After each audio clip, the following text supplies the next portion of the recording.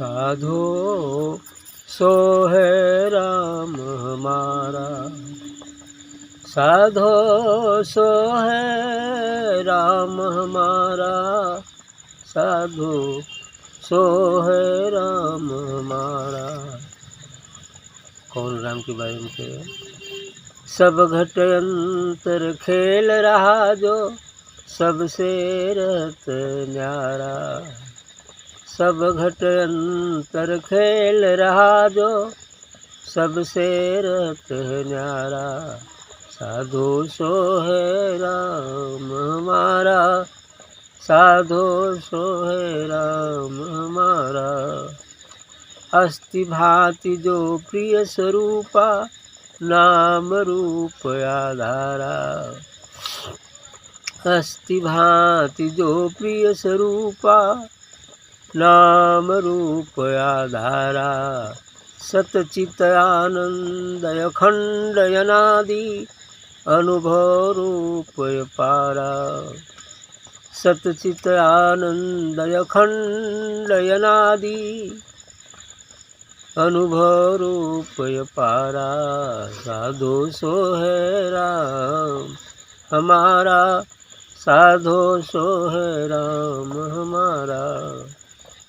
सतचित आनंद अखंड अनादि, अनुभव रूप पारा। साधो सो है राम हमारा, साधो सो है राम हमारा।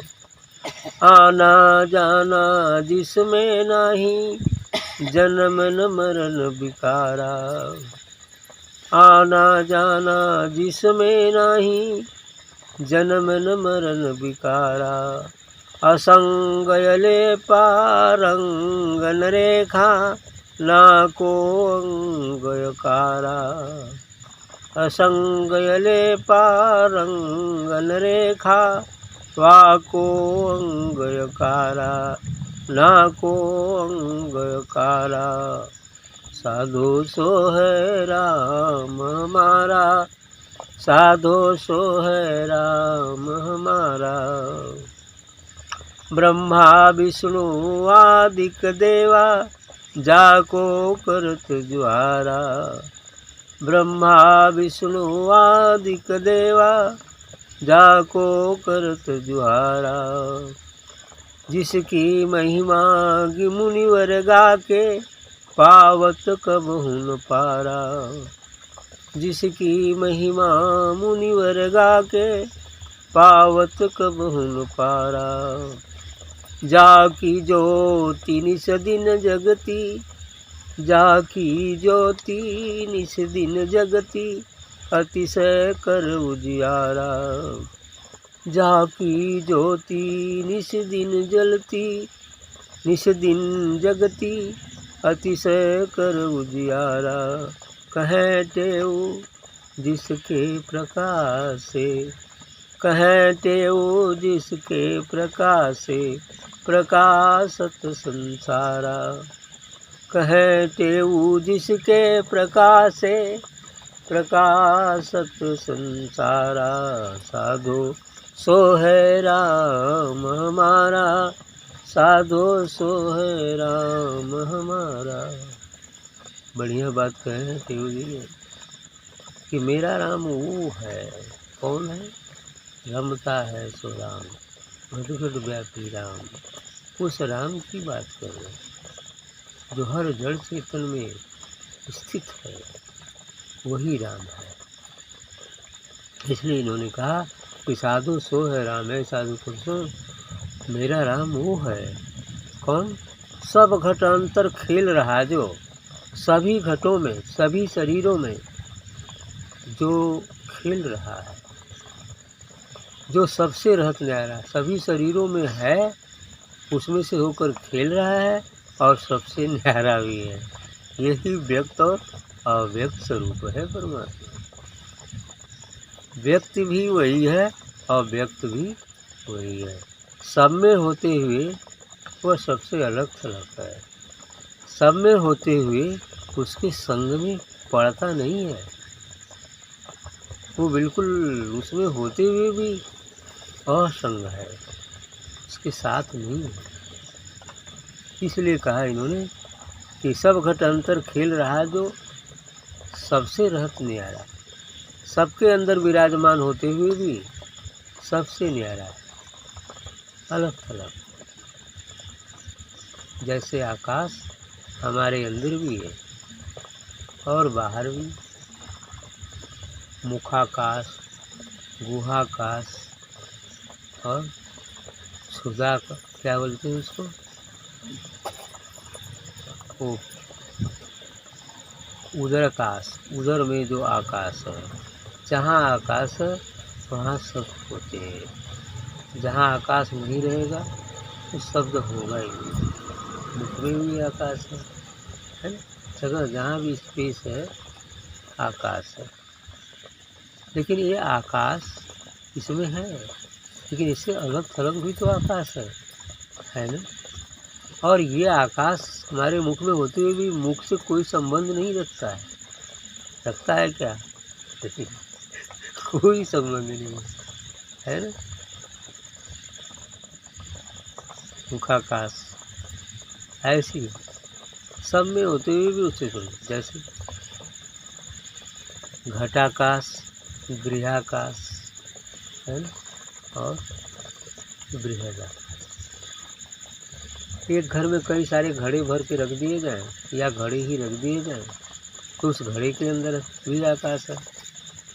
गृहाकाश, इस घर के अंदर चारदीवारी में बंद आकाश भी आकाश है। लेकिन क्या और इसके बाद बृहदाकाश है, माने यह घर स्वयं एक आकाश में है। तो क्या ये घर का आकाश से घर का कोई संबंध है? संबंध रखता है घर से? नहीं। दीवार गिरेगी आकाश में नहीं है ना। घटाकाश केवल घड़े के अंदर बस कैद है, तो वो घटाकाश कह सकते हैं। लेकिन घड़ा फूटते ही क्या होगा? आकाश आकाश बस यही बात। ऐसी सभी घटों में, सभी शरीरों में, सभी जड़ चेतन वस्तुओं में परमात्मा है। तो सूक्ष्म अति सूक्ष्म जीवों में भी है और विराट अति विराट जीवों में भी। इस तरह से परमात्मा सबके अंदर है, लेकिन सबके अंदर होते हुए भी सबसे अलग थलग भी। कह रहे अस्थि भांति जो प्रिय स्वरूपा नाम रूपाधारा। अस्थि जो मन है, यहाँ जो दिखता है, यहाँ जितनी भी चीज़ें दिखती हैं अच्छी भी लगती हैं, क्यों? नाम रूप के कारण। जहाँ नाम होगा वहाँ रूप भी होगा, और जहाँ रूप होगा वहाँ नाम भी होगा। समुद्र में लहर है, अब लहर का नाम इसलिए पड़ा कि उसका एक रूप है कि कुछ जल जो है एक आकार में आ जाते हैं, तरंग में आ जाते हैं, इसलिए उसको हम लहर या तरंग का नाम देते हैं। तरंग का नाम देते हैं तो इसलिए कि जल का एक रूप बन गया और इसलिए उसका नाम पड़ गया। लेकिन जब वही नाम रूप मिटा देगा, लहर मिट जाए और एकदम शांत स्थिर जल समुद्र की सतह पर हो जाए, तब उसको लहर कहेंगे, समुद्र कहेंगे। बस यही बात है। जहाँ तक नाम और रूप है वहाँ तक संसार। जहाँ नाम रूप मिट जाएगा फिर ईश्वर है, परमात्मा है। जैसे हमारा शरीर का भी नाम है और रूप है। इस शरीर का नाम है फला और रूप भी है कुछ इसका अलग। लेकिन जब नाम और रूप दोनों मिल जाएगा तो जो रूप प्राप्त होगा वो मिटने वाला नहीं है। अर्थात जहाँ हम शरीर और मन नहीं होंगे तो फिर देह नहीं रहेगी, विदेह हो जाएगी। विदेह होने पर क्या बचेगा? आत्मा बचेगी, और आत्मा ही हमारा निज रूप है। हमारा निज स्वरूप आत्मा ही है। हम तो दिव्य प्रकाश पुंज हैं, लेकिन संस्कारों के कारण कुछ समय के लिए हम यहाँ भ्रमण पर आए हुए और मनुष्य शरीर मिल गया है सौभाग्य से। अब इस मनुष्य शरीर को पाने का केवल एक ही उद्देश्य है, ईश्वर की उपलब्धि, अपने आप को जान लेना, मैं कौन हूँ वह उस आत्मा और परमात्मा का अनुभव प्राप्त कर। तो ये अनुभव तभी प्राप्त होगा जब हम शरीर रहते शरीर न। इसलिए इन्होंने कहा कि वो ये तो कहा कि ये अस्थि प्रिय स्वरूपा नाम रूपा धारा, इसमें उसके आ जाने से ये प्रिय लगता है, संसार प्रिय लगता है, व्यक्ति या वस्तु अच्छे लगते हैं। लेकिन अभी उसमें से निकल जाए तो कुल अच्छा ही गायब हो जाएगी। निधि से सुंदरी हो तो भी कोई उधर देखना नहीं चाहेगा। तो इसलिए कहते हैं कि तबू ना पूरा तो है ही, लेकिन सतचित आनंद अखंड अनादि। कथों की जो सतचित आनंद है, क्षर अक्षर और परम अक्षर निअक्षर है, जो निर्वाण है, जो अनाम है, वह राम मेरा राम। क्योंकि इसके दो रूप हो जाते हैं, एक तो व्यक्त और एक अव्यक्त। तब ये अव्यक्त की बात करते हैं कि सतचित आनंद, यानी वह ब्रह्म सच्चित आनंद है, वह राम सच्चित आनंद है। क्षर अक्षर निअक्षर है, वह निअक्षर निर्वाण जो अनादि है, उसका न कहीं आदि है न अंत है, वह अनादि है और अनुभव रूप परावृत्ति नहीं, वह अनुभव में आता है, अनुभव गम्य है। इसलिए वही राम मेरा, साधु सो है राम। तो मेरा राम वो राम है। आना जाना जिसमें नाही जन्म न मरण विकारा। अब इस निराकार का कहीं आना जाना नहीं होता, यह सदैव एक रस है, सर्वत्र एक साथ विद्यमान है। जैसे आकाश सर्वत्र है, उसी तरह से यह अनाम, यह निर्वाण उस दिव्य ज्योति रूप से सर्वत्र एक साथ विद्यमान है। हमारे बाहर तमाम है और भीतर भी है अंश रूप से। तो इसलिए हमारे भीतर और बाहर वो विद्यमान है। सच्चित आनंद अखंड अनादि अनुभव रूप पारा, अर्थात वो अनुभव गम्य है। आना जाना जिसमें नाही जन्म न मरण विकारा। न वो आता है न जाता है, न उसका जन्म होता है न मृत्यु होती है। वो अजन्मा है, जन्म और मृत्यु से परे है।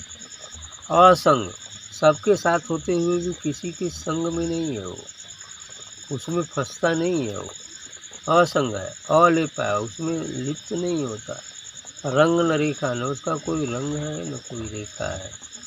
ना को अंग आकार है, वो उसका न कोई अंग है न कोई आकार है, अर्थात निराकार है, निर्वाण है, निरक्षर है, शाश्वत है, चिरंतन है, सनातन है। वही राम असली राम है। अब उस राम की पूजा करते हैं ब्रह्मा विष्णु महेश, सभी लोग उसी की पूजा करते हैं, है ना। शिव जी भी वही ध्यान में लगे रहते हैं।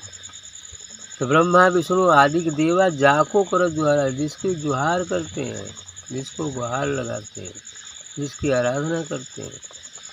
इतने नहीं, इनके बाद भी जिसकी महिमा मुनिवर गा के पावत कबहू न पारा। ये मुनिजन 88,000 ऋषिगण की भी उसी की याद करते हैं, लेकिन फिर भी पार नहीं पाते। ये लोग उसी भी की ही याद करते हैं, लेकिन फिर भी उसका पता नहीं चल पाएगा, क्योंकि इनको भी मनुष्य होकर आएंगे तब पता चलेगा, है ना। ऐसी ही बात है। तो कह रहे हैं ब्रह्मा विष्णु आदि के देवा, जितने भी देवतागण हैं, ब्रह्मा विष्णु महेश है तथा मुनिजन है, सब इसी की आराधना करता है, लेकिन फिर भी पार नहीं पाता।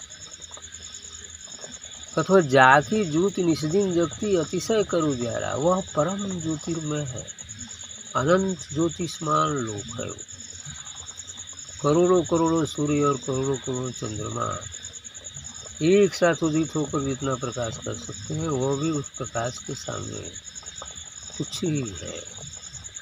इसलिए कहते हैं जाकी ज्योति निष्दिन जगती। वह हमेशा ज्योति जलती ही रहती है, अतिशय कर उजियाला, और कारण अति उजियाला करती है, अति उजियाला है। लेकिन वह उजियाला इन आँखों से नहीं देखा जा सकता है, उसको देखने के लिए दिव्य चक्षु की आवश्यकता है, क्योंकि इन आँख में पावर नहीं है कि वो उसको देख पाए। ये आँख तो सूर्य की तरफ थोड़ा देरी देखेंगे तो पता चला आँख खराब होने की संभावना है ना। और वो परम ज्योतिर्मय जो कोटि सूर्य एक साथ वाला प्रकाश है, तो कैसे देख पाएंगे इन आँखों से। इसीलिए तो गीता में कृष्ण ने दिव्य चक्षु दिया अर्जुन को कि हमारे उस रूप को तुम देख नहीं सकते इन आँखों से। यही बात थी। जाके जो निश्चिंत जगती अतिशय कर उजियारा, कहें तेऊ जिसके प्रकाश से प्रकाशित संसार। तेऊ जी का कहना है कि उसी के प्रकाश से ये संपूर्ण संसार समस्त अंड ब्रह्मांड ही प्रकाशित है। यदि वो प्रकाश न रहे तो कुछ भी यहाँ नहीं रहेगा। दृश्य जगत समाप्त हो जाएगा, केवल वही प्रकाश ही मात्र शेष बचेगा। तो यही बात है, कहें तेऊ जिसके प्रकाश से प्रकाशत संसारा, जिसके प्रकाश मात्र से यह समस्त संसार तथा समस्त ब्रह्मांड भी प्रकाशित है। ठीक, बस।